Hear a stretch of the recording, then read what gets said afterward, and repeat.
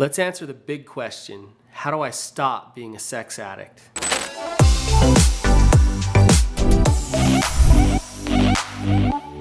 I'm going to talk about 3 things that are critical to get into recovery.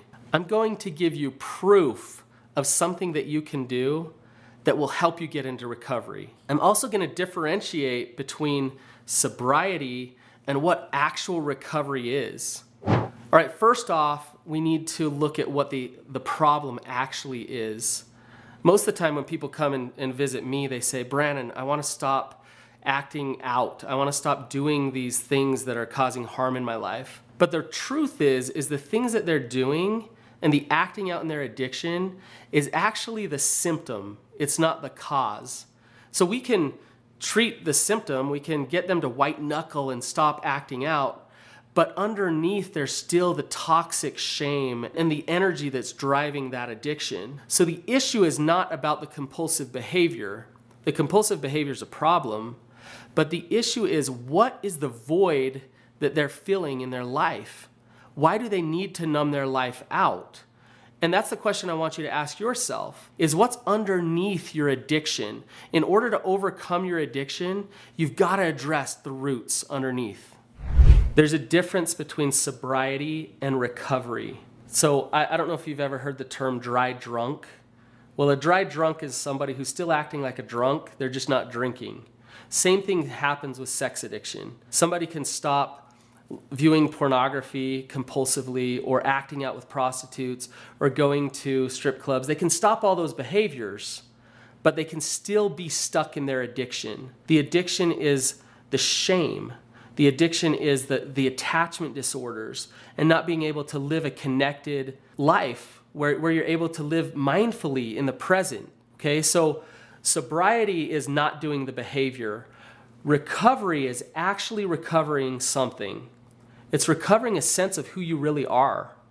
It's recovering an understanding of your worth and realizing that you don't need to numb your life out. That's what recovery really is. Sobriety, real good sobriety, is a byproduct of real recovery.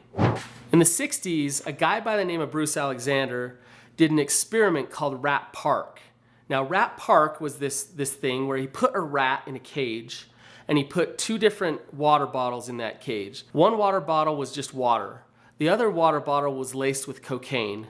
And that lonely rat in that miserable cage overdosed on the cocaine and died. He took a bunch of rats and he put them in Rat Park.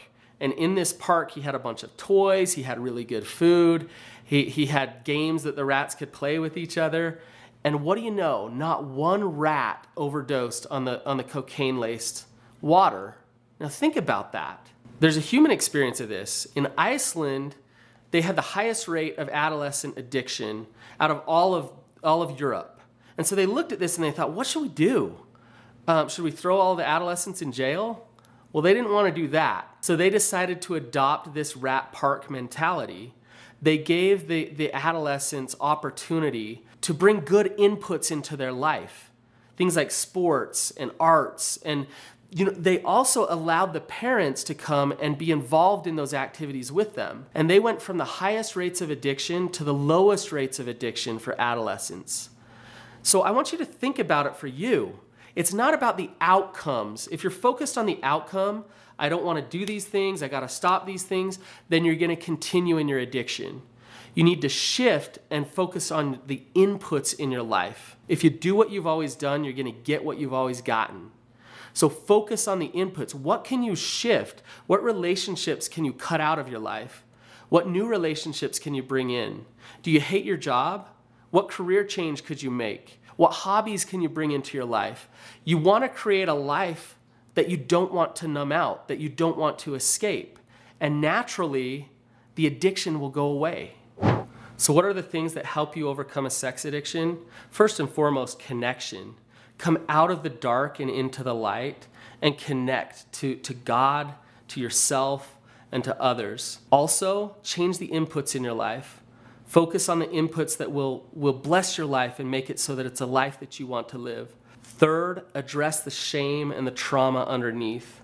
You've got to deal with that self-hatred and the energy that's pushing the addiction and making it so that you want to numb your life out. So those are the things that need to get addressed so that you can overcome your sex addiction.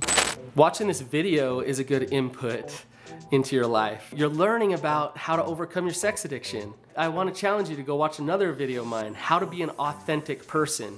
Once you start getting out of this addiction, you're going to start to be more authentic and more connected.